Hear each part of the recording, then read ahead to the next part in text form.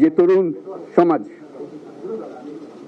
তাদের প্রতি আমি আবার সমস্ত প্রশংসা এবং কৃতজ্ঞতা জানাচ্ছি তাদেরকে। তারা আমার পাশে আছে।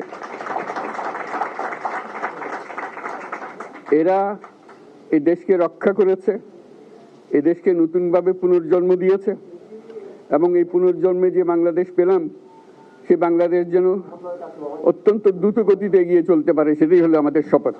সেটা আমরা রক্ষা করতে চাই, এগিয়ে যেতে চাই।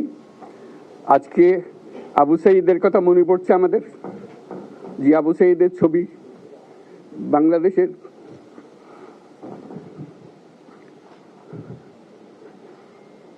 প্রতিটি মানুষের মনে গেঁথে আছে, এটা কেউ বলতে পারবে না। কি অবিশ্বাস্য একটা সাহসী যুবক,